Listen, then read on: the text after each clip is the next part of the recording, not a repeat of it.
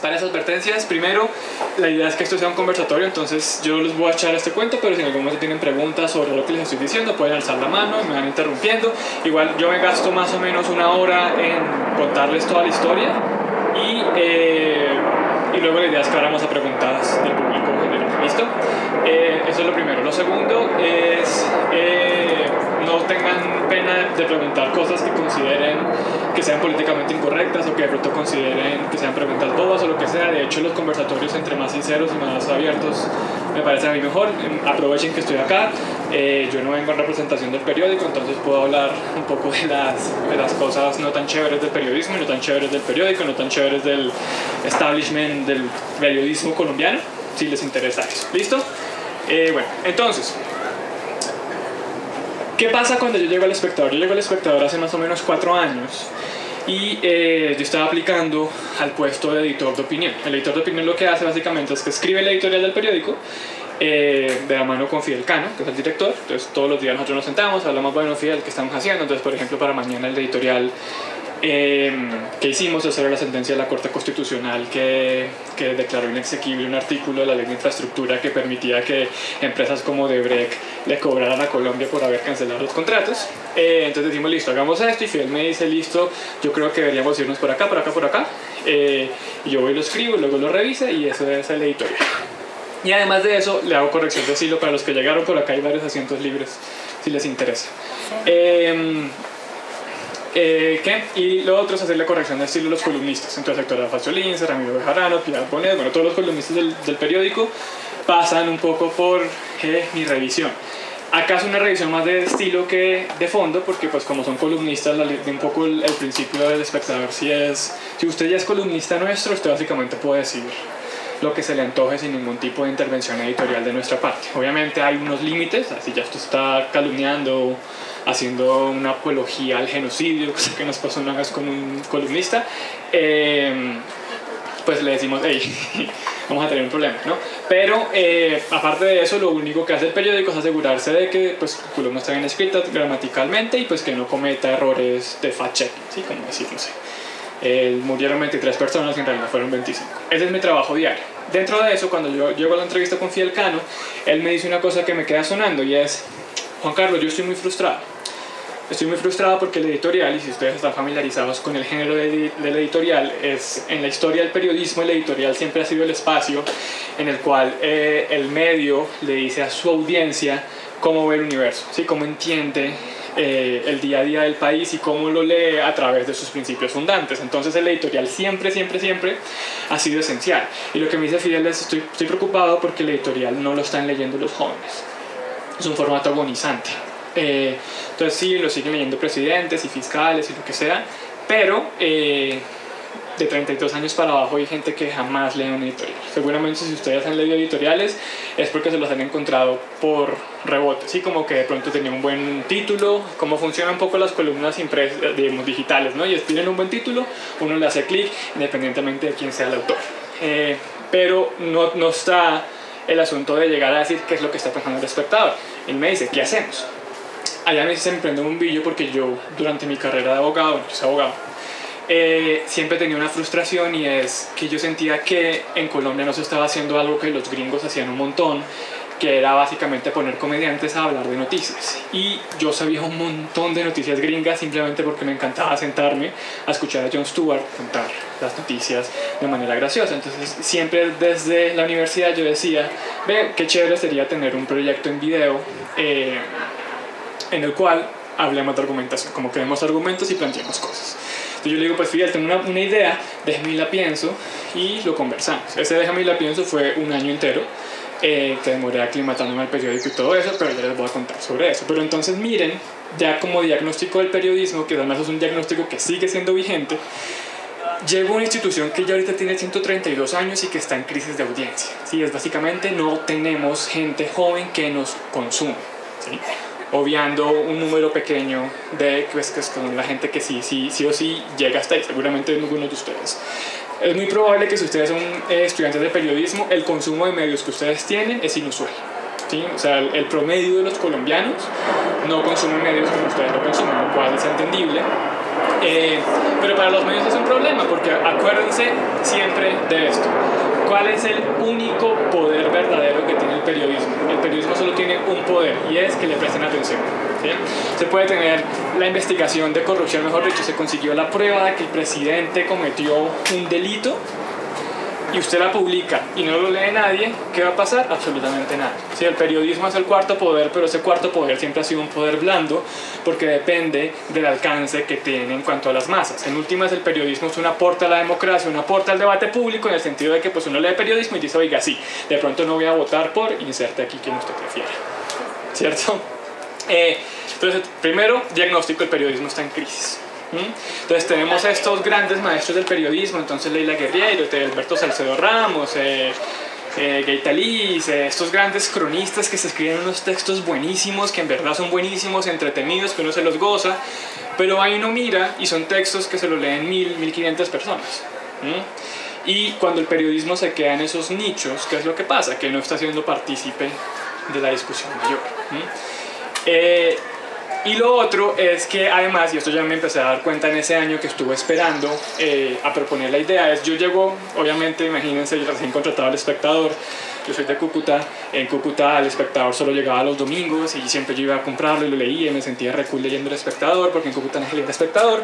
Entonces yo llego, estoy muy contento, pero me encuentro con un montón de colegas amargados.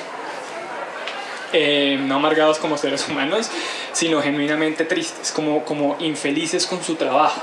Y yo les preguntaba qué pasa, y pues ahí vienen un montón de dinámicas de cómo es el periodismo el día a día y cómo es el periodismo en un gran medio, pero en últimas una de sus principales frustraciones, curiosamente, era la misma de Fidel, y es que nadie nos lee. Es que yo estoy acá produciendo un montón de contenido que la gente no está leyendo. Y otra segunda frustración, que es la cual no sé ustedes si se han enfrentado o no, y es no solamente nadie me lee, sino que como lo estoy haciendo en géneros que no me permiten dar mi opinión, a veces siento que me estoy traicionando. Entonces vean que ahí la noción de la objetividad se convierte en una cadena, ¿verdad? Porque es como el ejemplo que yo siempre pongo, cambio climático. Entonces uno está cubriendo cambio climático. ¿Cuál es el cubrimiento objetivo que uno puede hacerle a un tema como el cambio climático? Entonces cita a un científico que dice el cambio climático es tal, ¿verdad? Y lo están causando los humanos, y cita a otro científico que dice el cambio climático no existe, el cambio climático ocurre no por intervención humana. ¿Qué es lo que pasa con ese producto? Que usted como periodista cuando hizo la investigación seguramente se encontró con que 99 de cada 100 científicos consideran que el cambio climático sí existe. Pero si usted tiene la atadura de la objetividad, de la neutralidad, que por cierto son conceptos inestables, culturalmente creados para silenciar ciertas voces, pero de eso si les interesan las preguntas podemos profundizarlo más. Pero si usted tiene esas ataduras, y en la escuela de periodismo seguramente ustedes están llegando con esas ataduras. Yo dicto clase en la Javeriana y dicto periodismo de opinión, por ejemplo, y casi que los primeros 3 meses de clase lo que me toca es martillar a los estudiantes que se suelten del lenguaje noticioso, ¿sí? No quiero noticia, quiero saber usted qué está pensando. Pero entonces la frustración, volviendo a lo que les estaba diciendo, la frustración de mis compañeros de trabajo era esa, yo siento que tengo mucho más para aportarle a la audiencia que simplemente reportarle que un científico dice A y otro científico dice B. Y miren que acá ni siquiera es un asunto de ego, ¿no? Porque entonces la gente asume opiniones que les gusta dar un sermón. Acá es un asunto de cómo les sirve mejor a las personas la información pura para que ellos decidan lo que quieran, o información completa, rigurosa, verificable, pero además que le dice, vea, esto usted entiéndalo en este marco interpretativo de la realidad, ¿sí? Es decir, si usted está hablando de mataron a una persona en Cauca, ¿sí? Le doy esa información, esa persona curiosamente estaba defendiendo algo de derechos humanos, punto. O usted le dice, sí, a esta persona la mataron y el gobierno dice que lo mataron por líos de faldas, pero es que ella es la persona número 345 que matan en los últimos 3 años, curiosamente todos son pro democracia, entonces lo que puede estar pasando es un asesinato sistemático que se parece al de la Unión Patriótica. Pero entonces vean todos los saltos que yo acabo de dar, que necesariamente rompen con esa idea de la objetividad. O sea, acá claramente hay una posición. pero es una posición que si usted la presenta de cierta manera es sincera y transparente con la audiencia, ¿sí? Porque no es simplemente están matando líderes sociales y es un genocidio porque yo lo digo, sino están matando líderes sociales y se parece un genocidio por 1, 2, 3 y 4. Entonces vean que la libertad que da la opinión viene con una responsabilidad, y es sí, usted puede proponer el marco interpretativo de la realidad, pero tiene también que darle a la audiencia la capacidad de entrar a chocar contra esa interpretación. Si su texto de opinión, si su video de opinión le da a la gente los hechos, ¿sí? Los argumentos, la gente le va a decir, no, usted está pifiado, es por acá, porque ese hecho que usted está diciendo es por ese lado. ¿Qué es lo que pasa? Esa es la pelea que hay esta semana con todo lo del New York Times, ¿sí o no? Y es, entonces, ¿qué es lo que le pasa al artículo de Casey del New York Times? Que él dice, vea, esta es esta directriz y la manera en que yo la interpreto es que esta es la raíz de los falsos positivos. Uno como entra a discutirle eso a Casey, le dice, bueno, usted tiene esa interpretación, pero si uno lee la directriz, yo en verdad creo que usted exageró porque lo que está diciendo es tal, tal y tal y tal. Pero vean que esta conversación es mucho más provechosa para el país que simplemente decir es que esto es así porque es así. O cual la defensa de María Fernanda Cabal, que salir a decirle a esta persona es que esto es un guerrillero mermelado, bla, bla, bla, bla, bla. En el capítulo de la puya de mañana decimos es que este es un marxista, troxista, pandeyuquista, al cual no hay que creerle, ¿cierto? ¿Qué es lo que pasa? Eso, que cierra la conversación. Entonces, volviendo, 3 diagnósticos. Audiencia que no lee, periodistas frustrados porque no los leen, y periodistas frustrados además porque se sienten cohibidos. Son 3 grandes problemas que persisten, ¿sí? Entonces, la puya, que es el primer proyecto que sale, surge en respuesta a esos problemas. Algo fundamental, bueno, voy a ahorrarme el que es la puya porque asumo que de pronto lo conocen. Si no lo conocen, se los resumo. Es básicamente una videocolumna de opinión, ¿sí? Es un producto en el cual salimos y decimos una tesis sobre un tema y lo explicamos. Es básicamente eso. Pero lo revolucionario que fue la puya fue que cuando se lanzó en Colombia esto no se hacía. De hecho, en términos de canales de YouTube de política en medios grandes, nosotros fuimos el primero. Daniel Samper salió un mes después, y luego vino Wally, y luego vino Valeria Santos, y bueno, y todo este como panorama de youtubers políticos que abundan en Colombia. Pero entonces la puya surge a partir de estas frustraciones, y no les estoy diciendo las frustraciones simplemente para anunciarles cómo va a ser su campo profesional, sino porque las frustraciones son la principal fuente de fuerza creativa. Si usted sabe qué es lo que está mal, usted puede empezar a pensar cómo lo corrige. Entonces, otra gran frustración de los periodistas del periódico, que las secciones, y aquí Ángela les puede confirmar si sí o si no, las secciones funcionan como tribus aisladas, ¿sí? Entonces está cultura, entonces es la tribu de cultura, ¿no? Está política, la tribu de política, está Bogotá, y cada sección no se habla. Entonces, si usted está en cultura, usted solo hace textos de cultura y así. ¿Esto qué hace? Eso lo que pasa es que genera un montón de frustraciones porque los mejores temas son transversales, ¿sí? Y porque si usted está cubriendo un tema de cultura, seguramente se encuentra con un asunto de política que usted también bien podría conectar con Bogotá. Entonces, esta foto que les ponemos son los 5 fundadores de la puya, porque entonces lo que yo hago es que a medida que voy conociendo a la gente en el periódico, me empiezo a entenderme mejor con algunos y les digo, bueno, tengo esta idea, y me acerco a ellos y se forma este grupo que tiene una bondad además, y es un grupo de intereses muy distintos. Entonces, Santiago Larrota, que actualmente es el editor de la sección de negocios, él ya no está en la puya, pero duró los primeros 2 años, y no se fue porque estuviéramos peleados, sino porque le ofrecieron ser editor de negocios. Santiago Larrota es periodista, bueno, yo soy abogado, Paulina es periodista y politóloga, Daniel es filósofo, y Juan David es periodista, pero con una pasión vehemente por la literatura. Entonces, lo que hicimos fue, nos juntamos estos 5 perfiles distintos entre sí, además las personalidades también son muy distintas entre sí, y nos sentamos y dijimos, vea, hagamos algo, produzcamos algo. Entonces, primera lección, o bueno, cuarta lección, yo no sé en qué lección voy. Piensen, primero, el periodismo del futuro y el periodismo del presente tiene que ser grupal, sí o sí, ¿sí? Un periodista individual puede hacer cosas fantásticas, sin duda, pero el impacto se triplica cuando usted está trabajando en equipo. Segundo, los equipos, aunque sin duda alguna ayuda que usted trabaje con sus amigos, tienen que ser conscientes de sus habilidades y deficiencias, ¿sí? Porque si usted tiene 3 amigos y son los mejores amigos y se quieren y todo, pero los 3 son amantes de la literatura y los 3 son igual de malos para editar videos, ese no es un grupo bueno. Bueno, me fui por los prejuicios, ¿no? Pero... y eso es algo que mucha gente no se pregunta, ¿no? Al momento de armar sus equipos de trabajo, porque ¿cuál es el primer instinto? Pues yo me hago con el que me llevo bien, porque es lo sencillo. Pero en verdad lo que usted tiene que preguntarse es, para este proyecto, ¿qué habilidades necesito? ¿Qué características tiene que tener mi equipo? ¿Y cómo las llenamos? Así de sencillo. Entonces, por ejemplo, en la puya, Daniel y Santiago ya no están. Daniel ahora es el director de la agencia Nadolu, que es algo así como AFP, pero turca.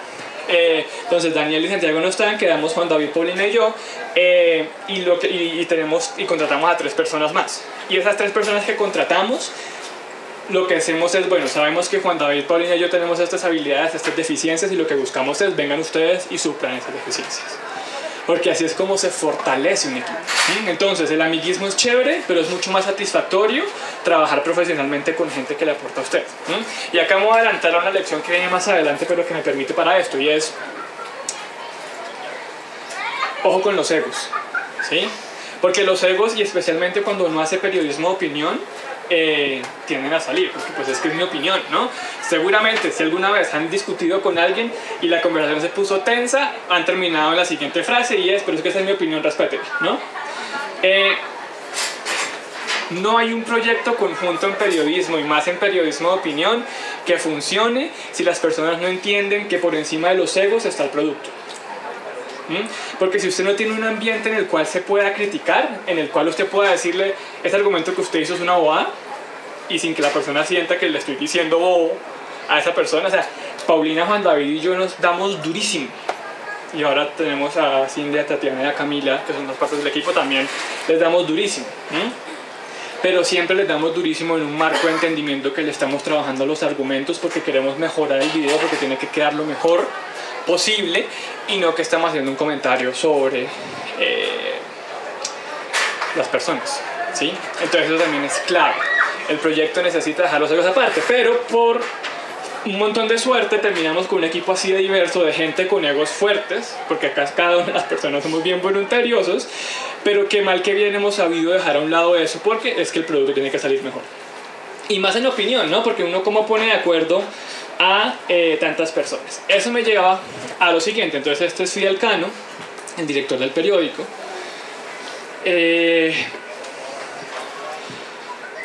Fidel ha sido importantísimo porque Fidel ha servido de paraguas para nosotros, y Fidel, aunque no creía en el producto, y a veces yo siento que Fidel no lo entiende del todo, Fidel sí veía algo en la manera en que nosotros contábamos las cosas y dijo: hágale. Entonces, varias lecciones que uno puede sacar de esto. Primero, si ustedes alguna vez van a ser jefes o líderes de emprendimientos o líderes de equipos periodísticos, y, o sea, no estoy diciendo que vayan a ser el día de mañana el director del Espectador, pero es que no importa. O sea, estamos hablando incluso grupos de trabajo en equipo de una materia, ¿sí? Es fundamental que ustedes sean capaces de flexibilizar sus preconcepciones sobre cómo se hacen las cosas y permitir que el talento surja, ¿sí? Entonces Fidel, ¿qué fue lo que hizo? Tomó un riesgo, y ya les voy a mostrar qué tan grande fue el riesgo, ¿sí? Y lo permitió. Pero además, eso también lo que él les dice es: ojo, que el periodismo en Colombia no se puede hacer. Es decir, usted no puede hacer periodismo en Colombia crítico sin estar consciente de que vienen tormentas en su contra. Y Fidel ha servido para nosotros como el pararrayo. Yo por eso sí digo que un producto como la puya no podría existir en ningún otro medio grande. Sí, de pronto en la silla así, pero por ejemplo en el tiempo, olvídese, ¿sí? Pues un producto con tal nivel de independencia editorial es a lo que me refiero, ¿sí? Entonces, una recomendación que les doy también es: aprendan a elegir sus batallas y aprendan a entender el panorama en el que están, ¿no? Porque entonces la recomendación típica que suelen hacer cuando uno cuenta estas cosas es: vayan y láncense a la guerra y todas las peleas háganle y anarquía posible y luchen, pero mi aprendizaje tiene que ser más inteligente, ¿sí? Sepan dónde están parados, sepan para quién trabaja, sepan cuáles son los límites que esa persona tiene, y luego piensen en ustedes cómo los van a subvertir de manera inteligente. Porque un periodista sin trabajo, que no ha construido su audiencia, no tiene el impacto de un periodista con trabajo que pueda aprovecharse del megáfono y que empieza a decirle cosas inteligentes a su audiencia pese a que tenga limitación. Entonces, primero sí, van a enfrentarse a un ambiente laboral que los limita un montón. Segundo, sí, la censura existe. Tercero, sí, la autocensura existe. Pero la respuesta a eso no es estancarse ni es amargarse, sino es ser inteligente, es aprender cuándo empujar y cuándo no. Entonces nosotros, por ejemplo, cuando nombraron a Néstor Humberto Martínez fiscal, teníamos listo un capítulo que sacamos y eso generó tal inestabilidad que casi terminan echándonos. ¿Sí? Entonces, ¿qué fue lo que hicimos? Bueno, esperamos, no lo volvemos a meter con Néstor Humberto hasta esta semana. que ya es como listo, ya pues al caído caerlos, ¿no? ¿Alguna pregunta acá? ¿Vamos bien? Listo. Bueno, esto es una anécdota bonita, no sé si los que están ahí alcanzan a ver, pero esto es el Twitter de Alfredo Molano, que es un periodista de política, y él lo que dice ahí es Fidel sentado en un escritorio y dice: les presento al nuevo practicante de la sección política, ¿no? Y esto es lindo porque esto es Fidel dándonos el respaldo, porque cada vez que grabamos la puya nosotros lo sacamos de su oficina y él se va con su computadorcito, se sienta y eso, pero eso es un gesto que para nosotros, ¿qué es lo que nos está diciendo? Confío en ustedes, ¿sí? Hagan, los respaldo. Entonces es importante que ese respaldo exista. Si de pronto usted no lo tiene, una figura como tan alta como el director del periódico, no importa, sean ustedes el respaldo. Pero aprendan a darse ese respaldo, aprendan a respaldar los proyectos conjuntos, ¿no? Dejen de sentir que si al periodista le va bien a usted le va a ir mal, al contrario. Y acá es lo que les iba a contar del tipo de presión que fue cuando salió la puya. Fidel escribió este texto al año de haber salido la puya y él dice: vea, sale el primer capítulo, suena el teléfono y le dice el gerente, ¿no? Entonces el gerente, entonces él no empieza a entender entre líneas cuál es la presión que está. Me dice mi hija que hay una señora gritando y diciendo groserías en la página. Un vicepresidente le dice: estamos todos a bordo con el tono y la crítica fuerte, y alguien de la junta directiva le dice: usted sí está encima de eso. Un poco lo que le estaban diciendo es: bájele un poquito el volumen a esto. ¿Y qué hizo Fidel? No nos dijo absolutamente nada, o sea, nosotros nos fuimos a enterar de esto un año después cuando sacó este texto, ¿sí? ¿Por qué? Porque él confía en el producto. Pero, ¿qué más le han dicho? Los de mercadeo dijeron: miren, solo hasta este año los de mercadeo cambiaron esta posición. Duraron 3 años diciéndonos que estábamos arruinando la marca, ¿sí? Que estábamos dañando el periodismo, que estábamos dañando los 132 años del periódico El Espectador. Que eso también lo que le dice es: cuando usted es disruptivo hay gente que no va a estar de acuerdo, y al día de hoy hay gente que no está de acuerdo con la puya y que considera que en verdad lo que hacemos no es periodismo, que es lo peor que existe. A mí no me gusta el consuelo de que si uno está haciendo las cosas bien la gente lo va a odiar, porque a mí me han odiado cuando he hecho las cosas muy mal también. Pero que haya un odio y una reacción tan visceral, la reacción que tiene que ser de ustedes es inteligente, es bueno. ¿Por qué estas personas me están diciendo esto? ¿Sí? ¿Por qué estas personas están reaccionando así? Y eso tiene mucho que ver con la subversión de expectativas de cómo debe verse el periodismo, que yo voy a profundizar en eso. Antes de eso, miren, este es nuestro trípode, literal, al día de hoy. Y esa cámara es una cámara mía, que yo usaba para hacer cortometrajes pésimos en mi universidad, ¿sí? Yo, ¿por qué les muestro esto y por qué me encanta mostrarles esto? Porque la generación a la cual ustedes hacen parte y la generación que viene, Internet, la verdadera revolución de Internet no fue la democratización de las ideas, porque eso ya se pervirtió, sino es más bien la glorificación de la intimidad, ¿sí? Internet ama la artesanal, Internet ama lo sincero, y eso lo que significa es que usted puede hacer productos que no tienen calidad de televisión, ¿sí? Que no es la mejor calidad de imagen, que no es la mejor calidad de audio, pero igual la gente los ve. ¿Por qué? Porque eso lo que hace es que los acerca. Nosotros no sabíamos editar, al día de hoy no sabemos iluminar. Paulina siempre sale como un personaje de Los Simpsons amarilla, ¿sí? Y yo también, porque no sabemos hacer eso, porque nos toca con las uñas. El primer año de la puya nadie nos estaba pagando, nos tocaba hacerlo en nuestro tiempo extra, ¿sí? Era un proyecto en el cual nadie creía.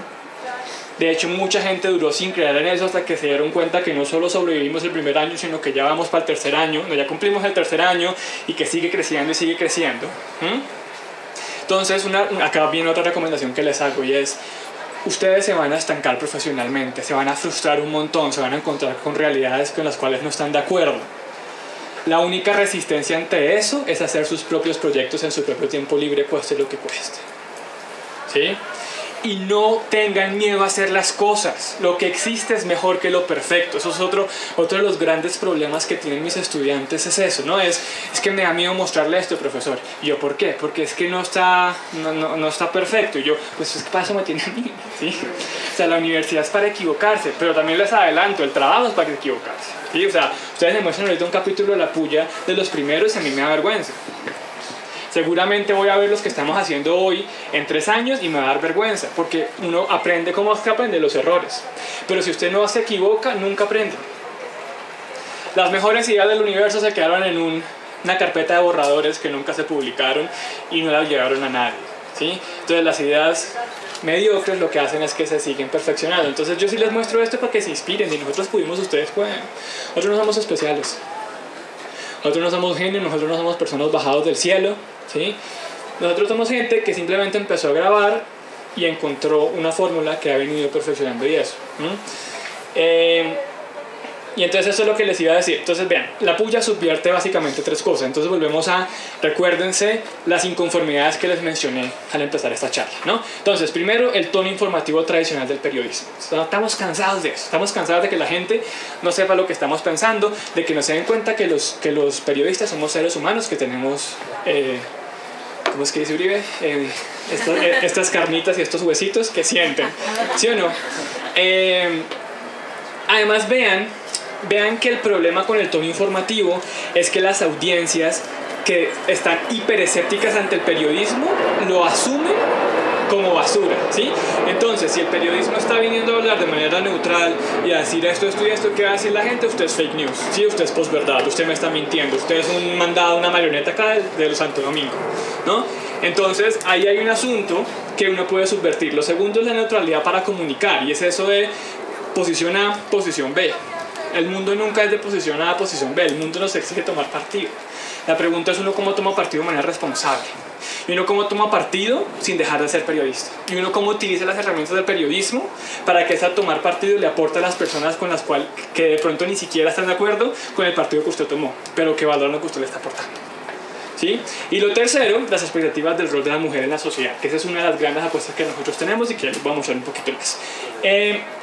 Entonces estas son unas reacciones de la gente. Entonces lo que no me aguanto es esa gritona de La Puya. Yo no puedo con ese tonito regañón de La Puya. Necesito que me traten de imbécil para entender un tema de interés nacional. No sé por qué necesito hablar con tono prepotente y grotesco.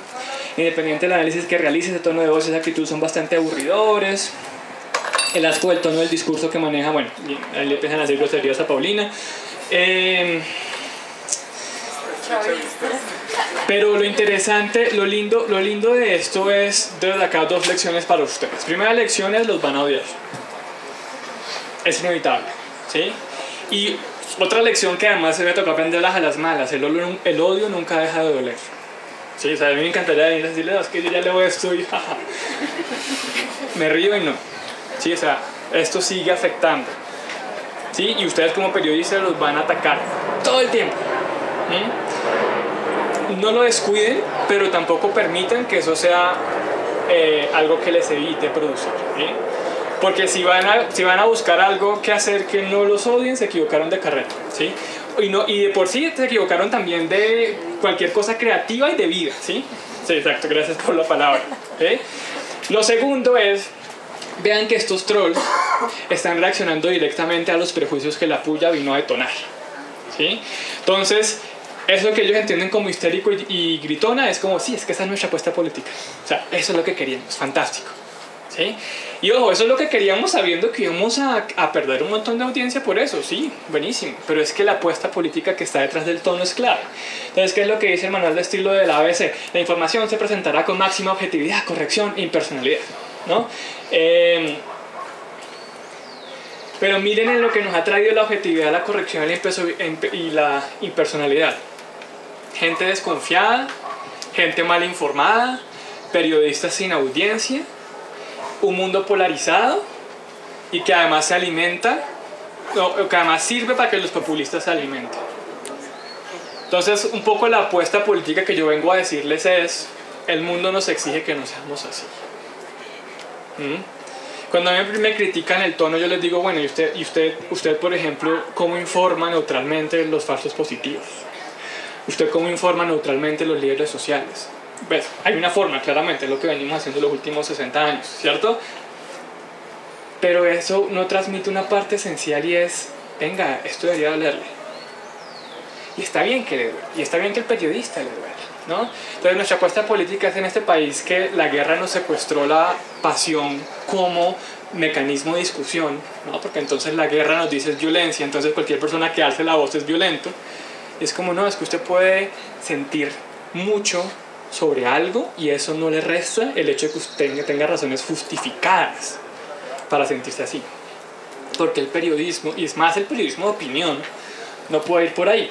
Y lo otro, digamos, esta parte es mucho más interesante cuando la cuenta Paulina, pero imagínense, pues, dicen que yo me parezco a ella, entonces imagínense. Eso tiene que ver un poco con el rol de la mujer, ¿no? Entonces me encanta ver que acá tenemos una mayoría casi rotunda de mujeres que eventualmente quieren entrar al periodismo. Entonces esto es clave. Imagínense, visualicen ustedes qué referente periodístico femenino tienen, especialmente en lo audiovisual, ¿sí? Y seguramente esa persona, esa mujer, siempre que sale en cámara tiene que salir fabricada, maquillada, bien peinada, contenida, presentable, mesurada, mejor dicho, el parangón del orden y la decencia, ¿no? Y ojo, solo cuando sale así es una voz autorizada. Y en cambio, pues la puya es esto. Es mejor cuando lo presenta Paulina, pero sí, eso es a propósito, ¿sí? ¿Por qué? Porque esto también es una apuesta política de, pero yo ¿por qué tengo que verme como, o sea, por qué tengo que verme como una princesa bien arreglada para que tú me escuches? ¿Sí? Entonces, ¿qué es lo que hacía de símbolos masculinos también de autoridad? Por eso es tan aburrido cuando yo presento, porque cuando yo presento y salgo con un blazer negro y la corbata negra, me veo como absolutamente todos los hombres que han salido en televisión, en noticias, en los últimos no sé cuántos años, ¿cierto? En cambio, Paulina se pone el blazer, sale con la corbata mal puesta, sale con muy poquito maquillaje, sale muchas veces despeinada, ¿sí? ¿Y qué es lo que está diciendo? Eso usted me va a escuchar no por cómo yo me veo, usted me va a escuchar por lo que le estoy diciendo al fiscal, hermano, ¿sí? Eso en lo audiovisual importa. El mundo audiovisual les permite a ustedes hacer un montón de declaraciones políticas sutiles y no tan sutiles. Lo otro es, vea que Paulina está en la oficina del director, ¿no? Un hombre. Paulina le habla a un micrófono. El micrófono no es accidental. El micrófono tiene dos simbolismos que nos gustan.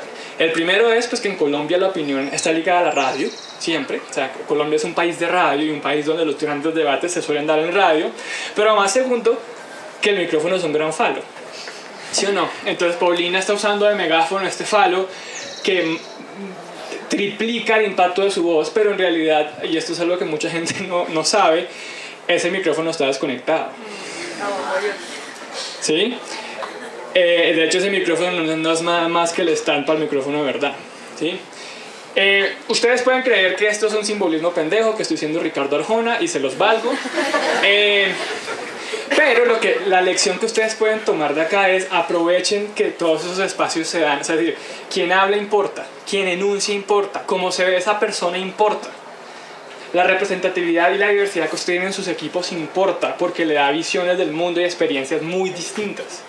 Ahorita la puya somos 4 mujeres y 2 hombres y además somos 3 personas de región y 3 personas rolas, ¿sí?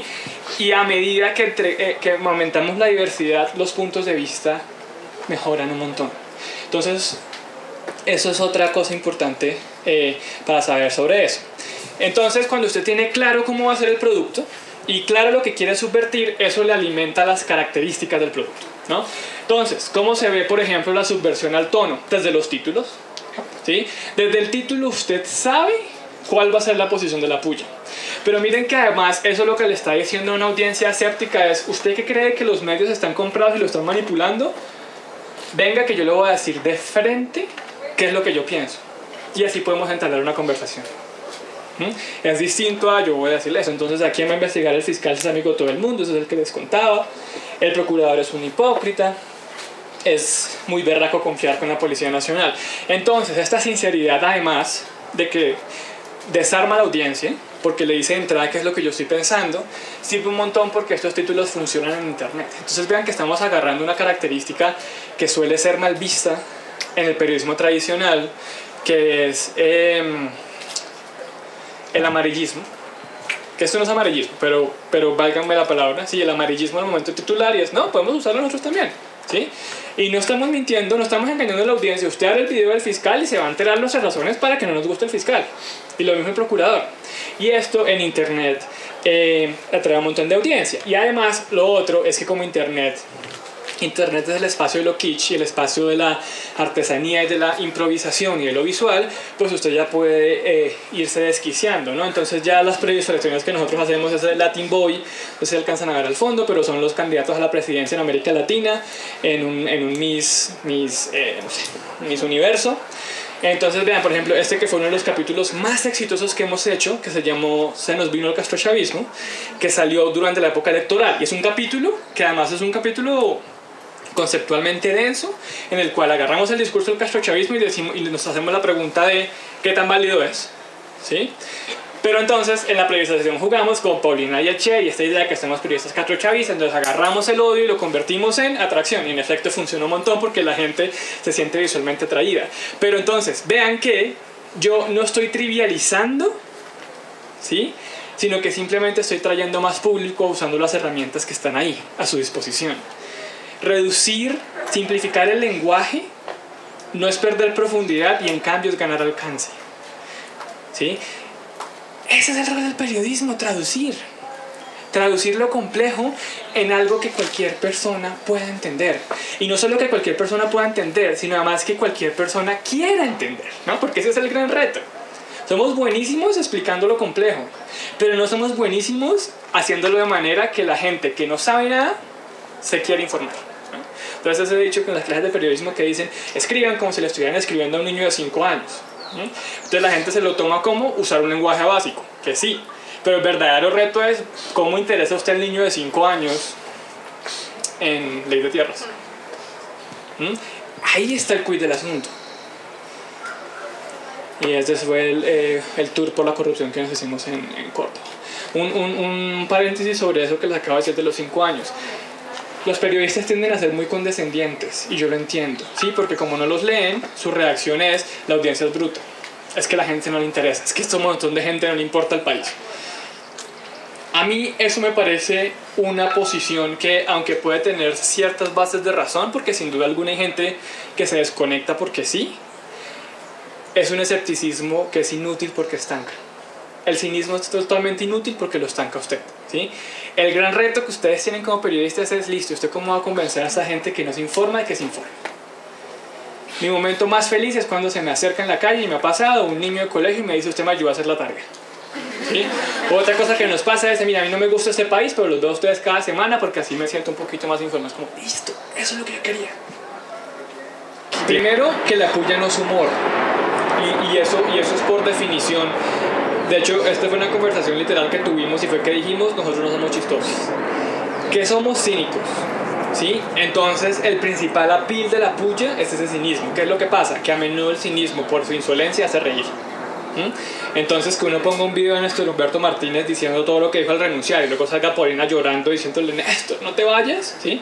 Que está cargado de mucho veneno, pues a alguna gente le hace reír, ¿sí? Entonces eso es lo primero. Pero segundo, que es el gran reto para la puya y para la luciérnaga y para cualquier persona que quiera hacer un formato, es usted cómo hace que se acuerden del chiste y que el chiste lo informe, ¿sí? O usted cómo hace para que se acuerden del cinismo y que el cinismo lo informe. Y ese es el gran reto que usted tiene. Lo que nosotros hacemos, a veces con mayor éxito, a veces con menor éxito, es ser muy muy cínicos, pero en cada golpe cínico hay una pieza de información que nos conviene que usted retome, ¿sí? Entonces, por ejemplo, el del castrochavismo termina con una de las frases que la gente más recuerda a la puya, que es Colombia no se va a volver Venezuela porque Colombia está condenada a ser Colombia. Entonces, eso es un refrán, ¿sí? Casi que parece de esquema político, pero si usted se vio el capítulo, lo que está es cargado un montón de contenido. Entonces usted se va a acordar de eso, y la siguiente pregunta eventualmente que usted se hace, bueno, ¿por qué? Porque históricamente bla bla bla bla, ¿sí? A eso voy.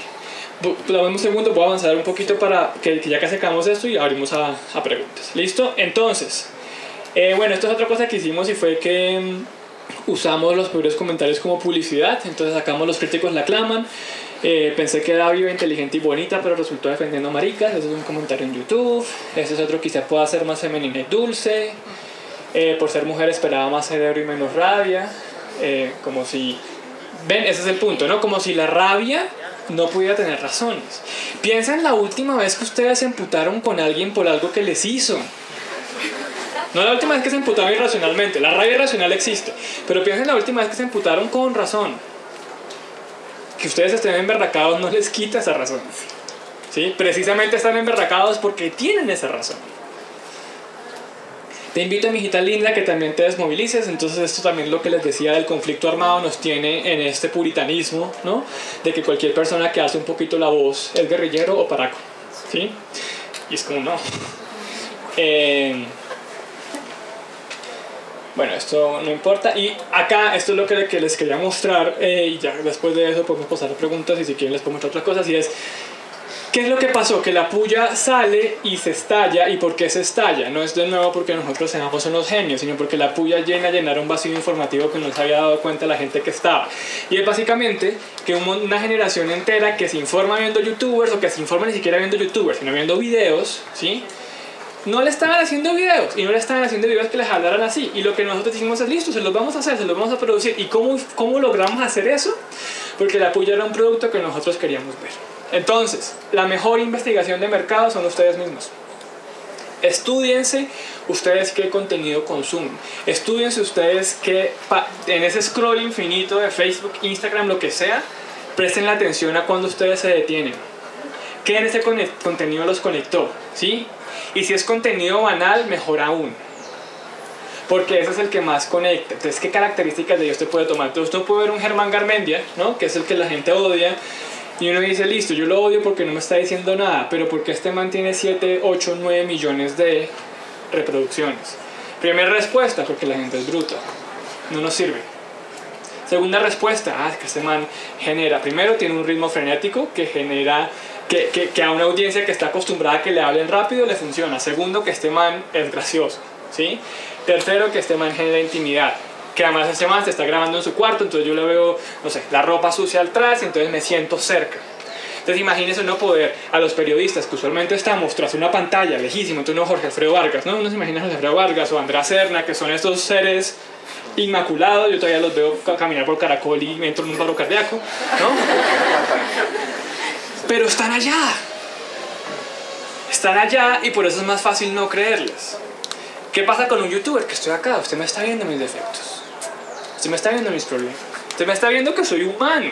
Y es importante que la gente se dé cuenta que los periodistas somos humanos. Porque el periodismo en este cuento de la neutralidad y eso se presenta como la verdad revelada. Y eso no es una manera sana de acercarse a las cosas, porque fallamos. En cambio, si la gente vea, nosotros creemos esto, por esto estudia esto, cuénteme por qué me equivoqué. Cambia la conversación. Y estos son los datos que les di. Esto fue el primer año, solo el primer año. Llegamos a 210.000 suscriptores en YouTube. En referencia, en aquel entonces el espectador tenía 87.000. Ahorita estamos en 770.000 suscriptores en YouTube. En referencia, el espectador está en 230.000.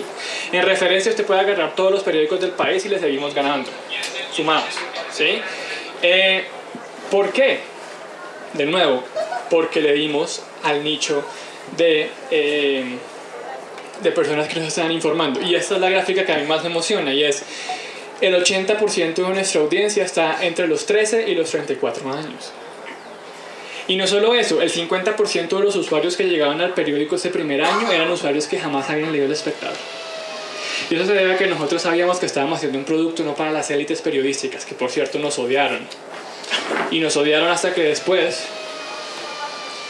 bueno, no, acá no está. Pero nos odiaron hasta que después nos dieron el Simón Bolívar, y se volteó como, no sé, yo siempre supe que esto estaba cambiando las cosas, ¿no? Pero es que nosotros no estábamos haciendo un producto para ellos. Nosotros, ¿para quién estamos haciendo? Para alguien que no se informa, para alguien que no sabe nada, para alguien que solo tiene 5 minutos, listo, ven que le cuento. Y funcionó. Y de hecho hoy el número de 13 y 17 años está subrepresentado, porque ustedes saben que los niños chiquitos cuando entran a YouTube o a Facebook mienten sobre su edad. Uno va a un colegio y con la puya, pero pasa más aún con las igualadas. Por ejemplo, las igualadas es un proyecto bellísimo, que es un proyecto de género. Es un proyecto bellísimo porque cuando vamos a colegio, ustedes nos imaginan la cantidad de niñas que se le acercan a María Ángela y la abrazan. Y es como, listo, o sea, estamos usándoles el lenguaje y les estamos llegando con temas pues fuertes, ¿sí? Temas que les afectan en su día a día. Entonces, siempre que a mí un editor me pregunta o alguien grande me pregunta, bueno, ¿y usted qué es lo que logra? Yo, vea, le estoy consiguiendo, o sea, acá está, ¿sí? Durante muchos años el periodismo escrito fue el rey, ya no. Ahora está esto. Y por eso volvemos a la pregunta con la que empezábamos acá, y es, ¿y qué sigue? Porque acá esta audiencia va a seguirse envejeciendo, pero los que vienen no consumen distinto. Entonces, ¿qué sigue? ¿Cómo lo vamos a hacer? Mi invitación es a que le pierdan el miedo a esos formatos, ¿sí? A que experimenten, a que miren ustedes que están consumiendo. Su competencia no es el tiempo, mi competencia no es el tiempo, mi competencia son los videos de gatitos. Entonces yo tengo que entender cuáles son las características de esos videos de los gatitos que atraen a la gente. Y la respuesta aburrida es que la gente es banal. No, vayan más allá, pregúntense un poquito más allá. ¿Qué más les quiero mostrar? Hola, amigos. Y vean, cuando ya estoy, abrimos a preguntas y después si me hay preguntas les puedo contar un poco sobre el proceso de cada capítulo, pero usualmente pues es más chévere y tienen preguntas. Cuando le preguntaron al dueño director de Tabasco que es un picante, ¿para qué vino Tabasco al mundo? Él contestó, para salvarlo de las comidas sosas, que el mexicano es para salvarlo de las comidas aburridoras, ¿no? ¿Y por qué les cuento eso? Porque muchos periodistas, en general muchos creadores, hacen cosas y no saben por qué. Jamás se sienten a preguntar, ¿yo por qué estoy haciendo esto? ¿Cuál es mi propósito? ¿Sí? ¿Yo qué es lo que quiero con este texto? ¿Yo quién quiero influenciar? ¿Yo quién quiero llegar? Si usted no sabe esa respuesta, usted no sabe cómo hacerlo y por ende no va a tener el impacto que puede tener si usted sabe para qué vino al mundo. ¿Sí? La pregunta no es existencial, tranquilos, no quiero que se depriman. Es una pregunta muy puntual. ¿Sí? Entonces, ¿para qué vino la puya al mundo? Para informar a la gente que no estaba informada de una manera que está acostumbrada a informarse en otros temas. Punto. ¿Lo cumplimos? Bien, chévere. ¿No lo cumplimos? Mal, cambiemos. Entonces, en sus proyectos pregúntense, ¿para qué? ¿Y para quién? El mundo digital no perdona. Y vamos en camino a ser reemplazados por máquinas, además. Y máquinas que pueden escribir las 5 preguntas. El qué, quién, cuándo, dónde. O sea, solo es una máquina que todavía no sabe hablar español, pero inglés ya sabe. Ahorita vienen por el español. Entonces, ¿cuál va a ser su valor agregado? Es una pregunta que genera desazón, pero también es una pregunta que genera muchas oportunidades. Invéntense. Entonces, si quieren, ¿qué preguntas tienen? Y si no, seguimos con eso. ¿Me ayudas a repartir? Bueno, soy una persona que le gusta conocer mucho de lo que pasa en Colombia, pero pues solo lo conozco, no sé qué hacer frente a eso. Por decir, no sé, pongamos un ejemplo súper grande, los falsos positivos que están, bueno, lo que pasó. ¿Yo qué puedo hacer como Rolo que se queda en su casa viendo un video en YouTube? O viendo memes. ¿Vas a ir contestando o la sumamos? No, voy a ir contestando porque se me olvidó. Bueno. Soy millennial, tengo memoria corta. Esa es una buena pregunta. Yo respondo como periodista que soy, y es, el periodista lo que puede hacer es poner la lupa sobre los hechos y gritar, y decir, oigan, oigan, ojo, ojo, ojo. Esto con la esperanza de que haya una gente que empiece a votar mejor y a través del voto presione a los políticos para que cambien. Ya las revoluciones individuales, yo creo que sí toca ver qué opciones hay cerca. Entonces, por ejemplo, sobre los falsos positivos, ¿qué puede hacer uno? Presión, o sea, alzar la voz, tuitear, hacer preguntas. Ese cuarto poder funciona. Respaldar a la prensa funciona. Hacer ese ruido funciona. ¿Qué es indispensable? Votar. O sea, eso es innegociable. Y yo sé que la democracia tiene una mala reputación y que nos gusta ser abstencionistas y eso, pero pues, huevón, por estar siendo abstencionistas es que nos dominan los que nos dominan. Así de sencillo. Ese es el juego y usted no lo va a cambiar de la noche a la mañana. Entonces, votar.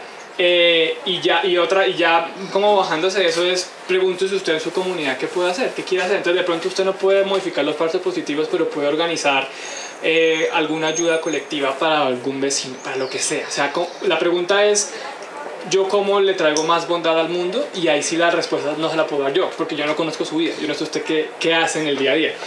Elija una causa, preocúpese por esa causa y pregúntese usted qué le puede aportar a esa causa, ya sea difusión, o sea, a veces un retweet cambia vidas, por ejemplo.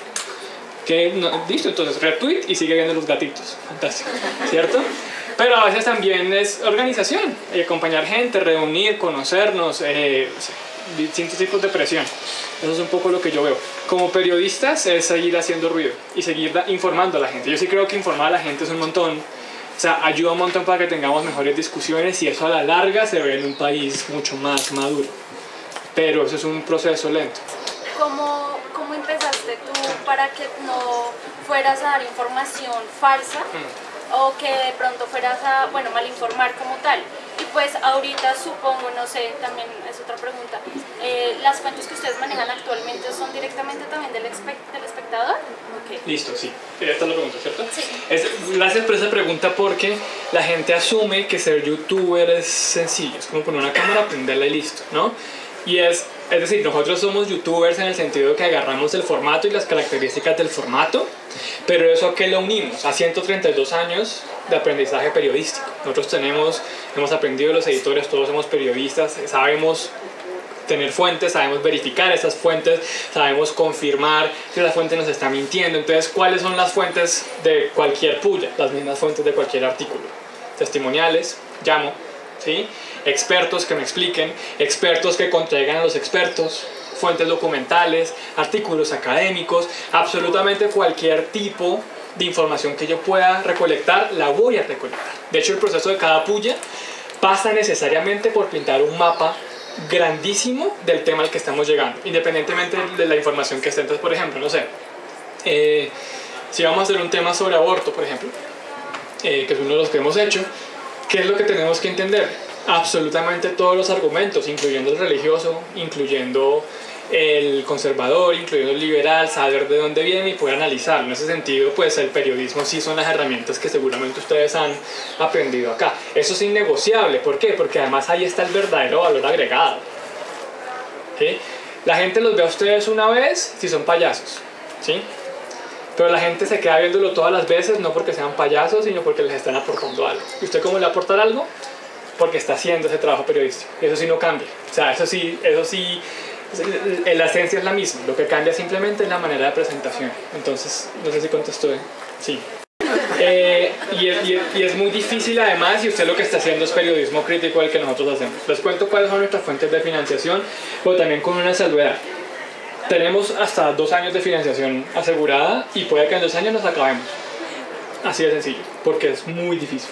¿Qué tenemos nosotros? Primero, cooperación internacional. Entonces aplicamos a una beca de Open Society que nos ganamos y tenemos, estamos viendo a ver si tenemos donaciones de la Unión Europea. Tenemos también, trabajamos con ONG que nos pagan capítulos puntuales, pero entonces ahí la negociación es complicada porque obviamente ellos no nos pueden decir qué decir. Entonces lo que nosotros nos toca es ver como, bueno, entonces mire, queremos tratar este tema tiene que ver con ustedes, si ustedes nos ayudan a financiar, nosotros hablamos con sus expertos, pero igual el guión depende de nosotros. Entonces es un acuerdo difícil. Muy ocasionalmente trabajamos con empresas, entonces por ejemplo hace poquito hicimos un video sobre los mitos de la comida, porque uno tenía un problema de que un man se filmó supuestamente comprando atún de uno y le prendió fuego y supuestamente el atún de uno era lana, pero entonces ¿qué es lo que quería de uno? Un video que contrarrestara eso. ¿Qué es lo que le dijo la puya? Pues nosotros no podemos hacer la idea de decir el atún de uno es lo más, ¿cierto? Pero entonces ¿qué es lo que decimos? Más bien, ustedes financienos un video en el cual nosotros estudiamos los mitos de la comida, por qué surgen, cuáles son los 5 más difundidos, entre los cuales incluimos el del atún, porque también ese video tuvo como 15 millones de reproducciones y la gente era en verdad creyéndose que el atún de uno era lana. Obviamente hicimos el proceso de verificación de que no era lana. Le metimos la mano al atún y todo el cuento. Y entonces hicimos un video en el cual pues nos entró ahí, pero vale usted siéntese a hablar con la financiación. Entonces, por ejemplo, hace poco nos llegó una oferta de alguien que quería hacer un video sobre fracking. Pero entonces el fracking es un tema delicado y cuando uno va y mira quién quería hacer eso, era Ecopetrol. Entonces como quiero tu plata pero no me sirve tu nombre, entonces no. Entonces eso es una fuente de financiación pero es muy esporádica. Y la tercera, que es la que estamos empezando a explorar pero es muy difícil, es financiación a partir de la audiencia, que eso básicamente tiene 2 maneras de presentarse. Uno es vender mercancía, entonces en la Feria del Libro vendimos camisetas. Se agotaron, vendimos 100 camisetas, pero eso es muy difícil. Y el margen, o sea, vender camisetas es muy difícil y además el margen de ganancias es como, al final quedamos como... Vean, un equipo de 6 personas mensualmente, yo como le pago además un sueldo decente, porque a mí me que ustedes se quieren graduar y no quieren entrar a trabajar por una miseria, nadie quiere, obviamente, ¿sí? Entonces, camisetas y otro que estamos en el proceso de implementar es el crowdfunding, que es decirle a usted, deme 3.000 pesos al mes, ¿sí? Sí, a través de Patreon. ¿Qué es lo que pasa con eso? Que la legislación colombiana no está muy clara y pues que además la gente no está acostumbrada a eso. ¿Qué nos toca? Y acá sí les boto a ustedes la pelota, hay que empezar a evangelizar sobre por qué tenemos que pagar por el periodismo que consumimos. ¿Señor? Disculpe. No, tranquilo. Porque si la gente sigue con esa idea de que todo tiene que ser gratis, nos vamos a desaparecer, punto. Y la gente tiene que ver cómo paga por eso. ¿Sí? El espectador empezó a ver las suscripciones digitales y eso. Esas son nuestras 3 fuentes de financiación. ¿Qué les puedo decir? Es duro. Ah, bueno, y ocasionalmente cuando vamos a conferencias o cosas así, nos pagan, ¿sí? Pero también hacemos un montón de conferencias sin pago. ¿Cómo es? Que son las mejores. No, pero sí, la financiación es muy difícil. Es muy difícil. Mi esperanza es que la gente empiece a pagar. ¿Sí? O sea, y la manera de hacer, no, lo del crowdfunding digo, y la manera de que empiecen a pagar es decirles, deme 3.000 pesos, solo 3.000 pesos, 3.000 pesos al mes, ¿sí? Menos que de otros milenios. Y convencer que una gente pague eso, pero pues eso es de para arriba. Esa es la primera pregunta. La pregunta por los géneros me parece muy llamativa porque yo sí creo que los géneros siguen siendo muy importantes porque enseñan maneras de lo que hablábamos, lo esencial, cómo se investiga, ¿sí? Cómo se presenta eso, cuáles son las características de los distintos tipos de géneros que hay. Yo lo único que haría es que agregaría en esas clases la pregunta por la audiencia, ¿sí? Porque a mí de nada me sirve que usted sea el mejor cronista si nadie lo está leyendo. Entonces la siguiente pregunta es, listo, usted sea el mejor cronista, o sea, el que mejores perfiles hace, pues también hágase la pregunta de cómo con esa información usted puede lograr que la gente lo lea. Entonces, por ejemplo, esta no es la solución, pero ¿qué hace el New York Times? El New York Times publica unas investigaciones durísimas, hace poquito publicó una de 16.000 palabras, entonces publica ese artículo, pero además publica luego una lista de 5 cosas que aprendimos de esto, y la lista ¿sí? Entonces, un montón de gente ve los resultados de la investigación, una gente mucho menor lee todo esto, pero ¿qué termina el público? Más informado, y por ende, pues la gente entiende el valor del periódico. Entonces a mí hoy me sirve mucho más alguien que sepa editar en Premiere y que sea muy bueno editando en Premiere a alguien que no sé, sea un politólogo pero no sepa de eso, porque aprender de política se hace mucho más sencillo que aprender a hacer como entender lo audiovisual. La crítica que yo le hago a las universidades, a la Javeriana, y la verdad tengo ni idea cómo es el pensum acá ni nada, pero lo que yo veo en la Javeriana y que creo que pasan en los otros lados es, yo sí siento que el periodista moderno tiene que estar en contacto con muchas más áreas de conocimiento. O sea, el periodista moderno tiene que ser el intelectual moderno, tiene que ser una persona que esté consumiendo información, consumiendo preguntas, respuestas y sepa de todas las áreas posibles. Entonces, más allá como del peso técnico y más allá de los géneros puntuales, tienen que ser personas que les fomenten la curiosidad. Eso es lo que falta, porque entonces sale Mabel Lara a decirle a la gente como no estudio periodismo, ¿no? Yo no estoy de acuerdo con eso, aunque pues yo soy un abogado, entonces tomémoslo con un asterisco, ¿no? Pero yo no estoy de acuerdo con eso. Yo lo que creo es sí, estudio periodismo, pero no permitan que la carrera de la universidad los metan en un espacio de confort en el cual no tienen que estar ustedes aprendiendo todos los días. Y es aprendiendo más que, entonces me mandaron una tarea de esto, pero además estoy leyendo sobre lo que está pasando en Grecia, sobre lo que está pasando en Inglaterra, estoy leyendo de antropología, estoy leyendo de absolutamente todo. Entonces yo siento que la carrera lo que tiene que ser es ese espacio que los permea a ustedes y que los acerque a todas las áreas posibles.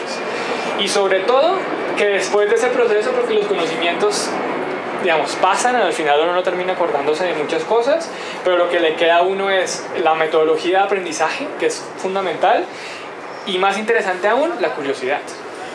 A mí me llegan un montón de personas al periódico que no tienen curiosidad, por el mundo, por cómo funciona, por los retos, pues no están produciendo un contenido interesante. Nosotros ahorita estamos fracasando en Instagram, y esa es mi gran frustración actual, que no sabemos cómo comunicar en Instagram, que no sabemos cómo hacer esas stories, que en efecto la gente abre el celular, entra a las stories y nos encuentra con vainas de la puya que no le generan enganche. Dime. No. Entonces para eso no tengo una respuesta porque ese es mi gran fracaso actual. De ese fracaso yo espero poder tener soluciones pronto, pero la intuición que tú mencionas sí es la que es. Si la gente está ahí, ahí es donde hay que estar.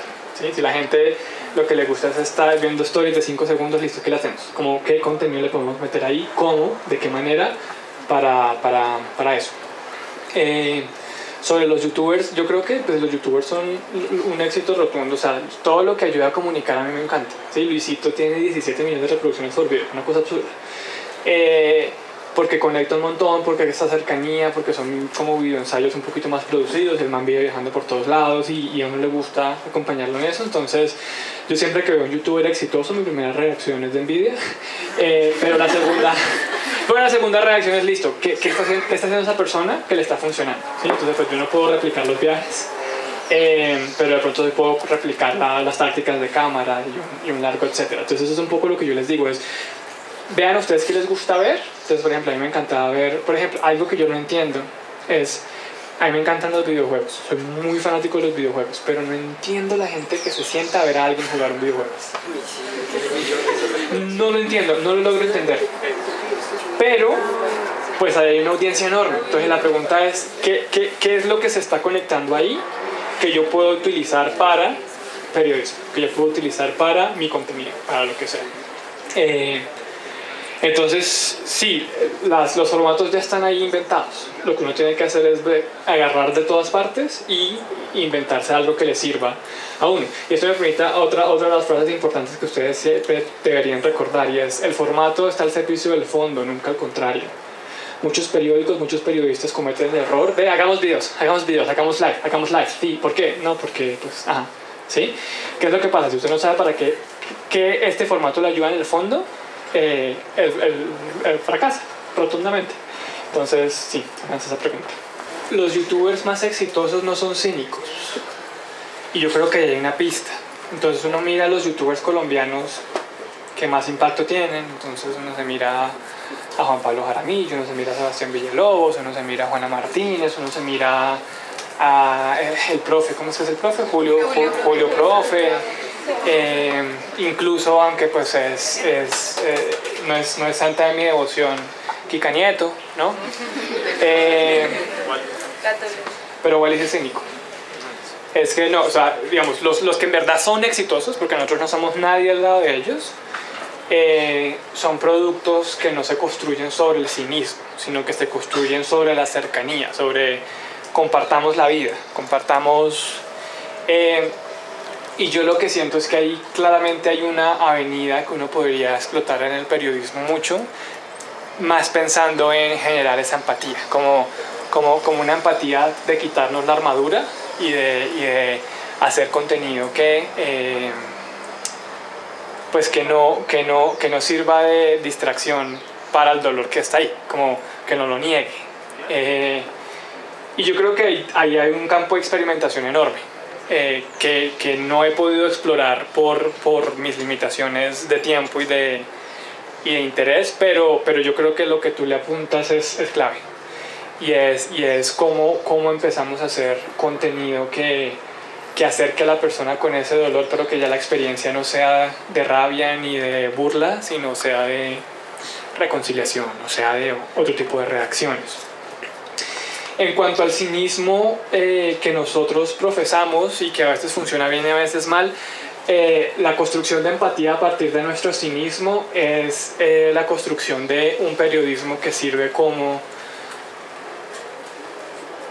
símbolo de protección un poco. Que es como cuando Residente en una canción de Calle 13 dice: calma pueblo que aquí estoy yo. Es como esa idea de esto está una mierda, pero acá ustedes tienen nuestra voz y tienen nuestro micrófono para que entre todos nos demos la vuelta y le hablemos al poder. Le digamos: aquí estamos y no vamos a irnos hasta que esto mejore, hasta que esto cambie. Esa es la empatía que intentamos fomentar. ¿Qué es lo que pasa en la práctica?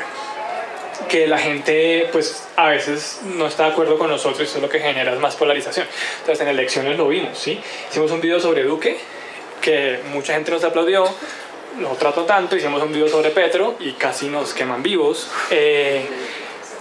por estas ideas que están asociadas en contra de Petro, ¿no? Valga la aclaración, y en contra de Duque. Por estas ideas que están sobre si tú estás en desacuerdo conmigo, no puede haber empatía porque lo que hay es eso. Un poco la tangente por la que yo me salgo es que nuestro objetivo no es la empatía, ¿sí? Nuestro objetivo ni siquiera es la construcción de país.